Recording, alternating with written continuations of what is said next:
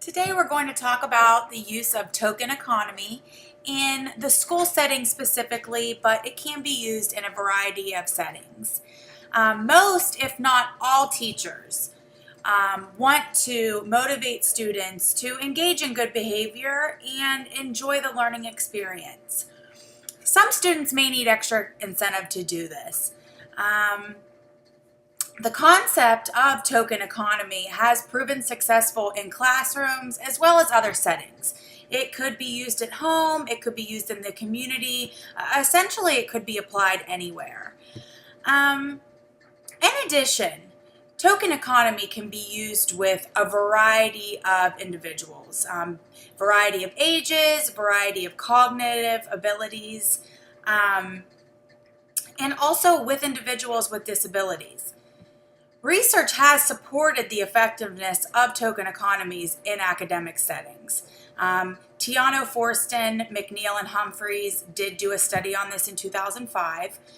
And this system of positive reinforcement involves receiving tokens for appropriate behavior and also could be where tokens are taken away if the behavior standards aren't met. Not all token economy systems use this negative reinforcement. Some just focus on the positive. The procedure that is used in token economy may look different depending on what setting and who is developing the system.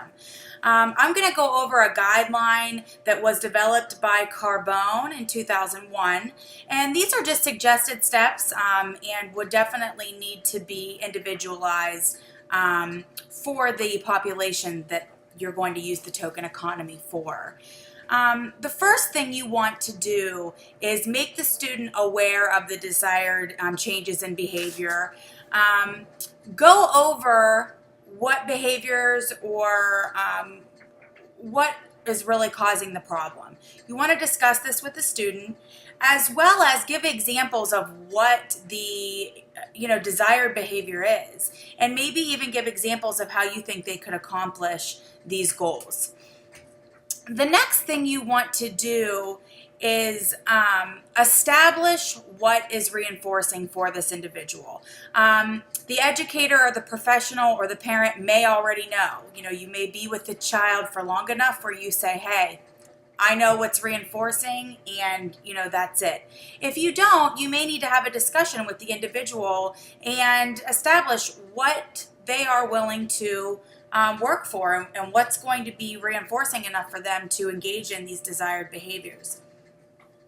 The third thing that you want to do is if you are planning to use negative reinforcement where the tokens can be taken away for inappropriate behavior, you really need to establish in clear terms, okay, if this or this happens, then tokens will be taken away. And that needs to be clearly communicated to the individual so that they know, okay, this is what I earn tokens for, and this is what they may be taken away for. The next thing you need to decide is, what are you going to use for your token system? There is no set medium that needs to be used for this. People use tallies, people use things like stickers, or you may have a chart that says, okay, if you get 5 smiley faces, then you get your reward. And that's going to differ, based on what system you develop and what's most appropriate for the individual or individuals that this system will be used for. Now, the last thing you want to do, and this is very important, is make sure that this goal is attainable. So make sure that the child can meet this and they can be successful, because if it's so difficult or so out of range that the child never gets the reward or rarely gets the reward, then the motivation will not be there. And chances are likely that your token economy system will fail. It is also discouraging for the professional who's implementing it, because the child's not interested, the child's not succeeding, the program's not succeeding. So maybe you want to start off to make it, relatively easy, and then adjust the system to make it increasingly more difficult as the child, progresses. So those are essentially the 5 steps that you would want to use as a guideline when developing your token economy system. As I said before, one of the most important things are making sure that this system is individualized for the population it's going to be used for. It's just going to look different for every age group, for cognitive abilities. It just really needs to be designed with the individual in mind.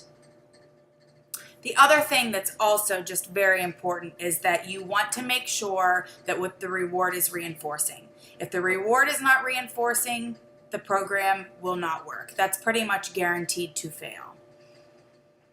Some professionals feel that students don't need rewards, and they don't think that token economy systems are really worth it. They think the student should just behave well without a reward. And unfortunately, that's just not true for all students. And if this were true, then the concept of positive reinforcement and token economy systems probably wouldn't have been an interest to researchers and educators and professionals. These ideas probably wouldn't have been established if there wasn't a need for them.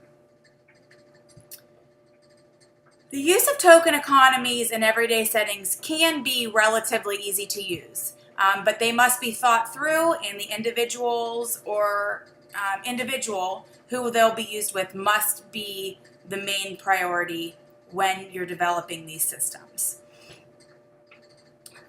This concept has been practiced for decades. It has been proven successful over and over again.